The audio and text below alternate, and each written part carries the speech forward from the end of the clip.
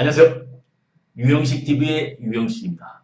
오늘은 일자리 부족과 기본소득 지급이라는 제목을 가지고 방송을 하도록 하겠습니다. 먼저 자료화면 보시겠습니다. 장사가 안 되다 못해 소득 최하위 계층으로 주저앉는 자영업자가 늘어나고 있습니다. 특히 자영업 대다수를 차지하는 나홀로 사장님들의 타격이 심각합니다. 먼저 김수현 기자입니다. 이 부부는 한때 6명이던 식당 종업원을 이젠 모두 내보냈습니다. 지난해부터는 매출이 30% 이상 줄어 둘이서 하루 12시간 넘게 일해도 한 달에 주는 돈은 150만 원 남짓입니다. 의사 신분이라도 파트타임이라도 5시간 달려 하고 싶은데 친구 살고 우리가 남아 있어야지 되지. 차라리 폐업을 택해 가게가 줄줄이 빠져나가기도 합니다. 1분위로 떨어진 자영업 가구원 수를 따져봤더니 1분기엔 1년 전보다 20만 명 정도 늘어 100만 명을 넘었고 2분기에도 100만 명에 육박했습니다. 특히 종업원 없는 나홀로 사장님들의 타격이 컸습니다. 2분기 종업원이 있는 자영업자의 소득이 늘어나는 사이 이들의 한 달 소득은 1년 전보다 32만 원이나 줄었습니다. 이렇게 영세 자영업자들이 어려움을 겪는 근본적인 이유, 자영업 주력층인 중장년층이 옮겨갈 일자리가 마땅치 않다는 데 있습니다. 중소기업 재취업 확대 등 실효성 있는 대책 마련이 절실하다는 지적입니다. 이어서 공하영 기자입니다.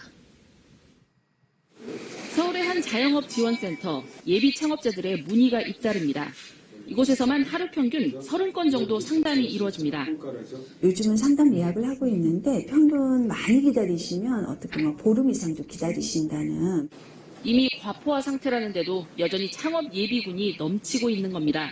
중소기업을 통한 일자리를 만들어주는 이런 노력이 좀 확대된다 그러면은 중소기업 쪽에서는 인력난 해소해도 되고 자영업의 문제도 조금 해결할 수 있는.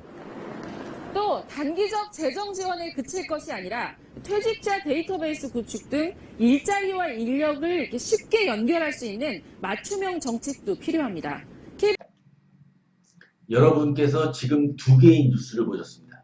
첫 번째 보신 뉴스는 가난으로 내몰리는 나홀로 자영업 사장님. 그렇죠. 100만 명으로 추산된다고 하죠. 뉴스를 보면은.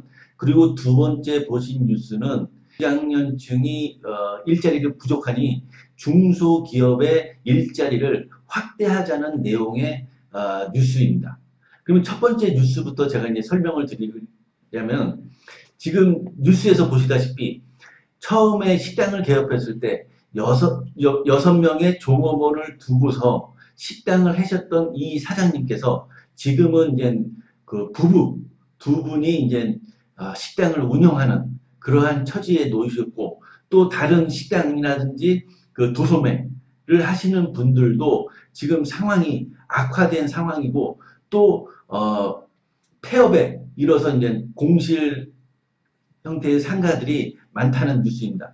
자, 그러면은 지금 그 대한민국 그 자영업 현실이 과연 경기가 후퇴되고 불황에 가깝다고 그러죠. 그리고 또 이제 그 과당 경쟁. 그러니까 회사에서 그 나오신 분들이 식당이라든지 도소매 그리고 숙박업들 그러한 그 자영업 시장에 진출하기 때문에 자영업자들끼리 그 과당 경쟁하는 그러한 여러 가지 이제 상황. 그런데 제가 말씀드리고 싶은 것은 과연 이러한 몇 가지 그 제가 예로 들은 그러한 상황뿐만 아니라 지금 예를 들어서 편의점에서 파는 도시락 그리고 우리가 이제 대형마트나 이제 슈퍼마켓에 가면은 그 냉장고에 빼곡하게 진열되어 있는 가정 간편식으로 이제 팩으로 담겨 있는 각종 먹을거리들 그러한 것들이 이 지금 예를 들어서 이제 식당 자영업 하시는 분들의 치명적인 경쟁 상대가 되고 있다는 것입니다. 무슨 소리냐? 지금 1, 2인 가구가 지금 절반이 넘어가고 있다는 것입니다. 그러면은 이 1, 2인 가구들은 귀찮아서 아니면 주머니 사정 때문에 식당에 가서 그 밥 한 끼를 해결하는 것보다는 그냥 편의점에서 간편하게 도시락으로 해결을 하든지 아니면 슈퍼마켓에서 김치찌개 팩을 사다가 집에서 그걸로 이제 두세 끼 하루 이틀 나눠서 계란 후라이에 먹을 수 있다는 것입니다. 그러니까 두 번째 뉴스에서 이제 설명을 드리면은 두 번째 뉴스에서는 이제 이 기업들이 4차 산업혁명, 5G라든지 AI, 인공지능이죠. 그리고 빅데이터, 이러한 그 회사의 그 경영과 그 시스템을 극효율화시키는 이러한 그 4차 산업혁명 기술에 의해서 기존에 사람이 한 명이 담당했던 일들을 0.23명이 담당할 수 있는 그러한 그 상황에 처해졌기 때문에 이러한 그 중장년층들이 이 노동시장에서 퇴출되어지는 그러한 일들이 벌어지고 있다는 것입니다. 이것 또한 지금 대전환기, 대변혁기, 패러다임의 변혁기라고 설명드릴 수가 있는 것입니다. 그런데 뉴스에서 보신 바와 같이 중소기업 일자리 확대로 이러한 문제를 해결할 수 있냐는 것입니다. 예를 들어서 지금 현대차가 수소차와 전기차를 이제 미래 그 먹거리로 이제 그 개발하고 있죠. 왜냐하면 2040년 되면 독일의 폭스바겐에서는 2040년부터는 내연기관 의 자동차를 만들지 않고 단종시키고 아예 그때부터는 2040년부터는 그 전기차 온리 전기차를 생산하고 한다고 합니다. 그러면 GM이라든지 포드, 현대차 또한 거기에 발맞춰서 그 트렌드에 발맞춰서 전기차로 갈 수밖에 없습니다. 수소차라든지. 그러면은 여러분도 알다시피 지금 내연기관을 만드는 엔진이죠. 이 내연기관 구성의 엔진에 약 700개에서 1000개의 그 부품이 들어갑니다.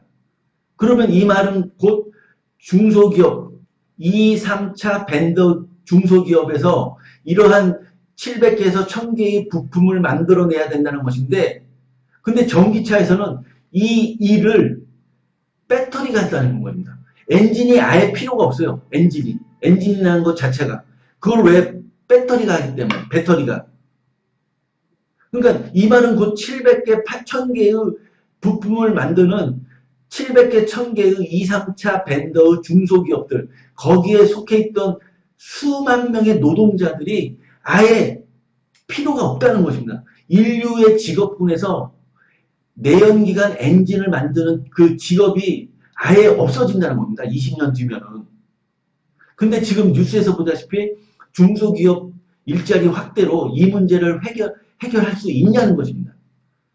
그럼 오늘 방송 주제인 일자리 부족과 기본소득 지급은 그렇습니다. 이러한 대변혁기, 패러다임이 바뀌는 그 시기에 정부가 국민의 혈세를 걷어서 잘못된 정책을 수립하고 여기에 국민의 혈세를, 막대한 혈세를 투입한다고 한다면은 이것은 지금 혈세는 혈세로, 일자리는 일자리로 생기지 않는 그러한 끔찍한 일이 생긴다는 것이 오늘 방송에서 제가 하고 싶은 말입니다. 주장입니다.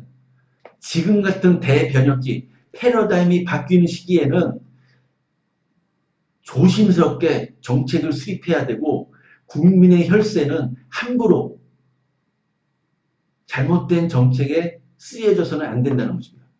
그래서 지금 같은 경우에는 아예 백화점 나열식의 정책보다는 한 가지 기본소득 지급으로 집중하고 거기에 국민의 혈세를 투입함으로써 이 시장, 노동시장에서 퇴출되어지는 그리고 자영업시장에서 퇴출되어지는 그분들에게 기본소득을 지급함으로써 이분들이 기본적인 생계를 꾸리면서 거기에 그분들의 이제 기본소득을 받고서 소비를 할 겁니까?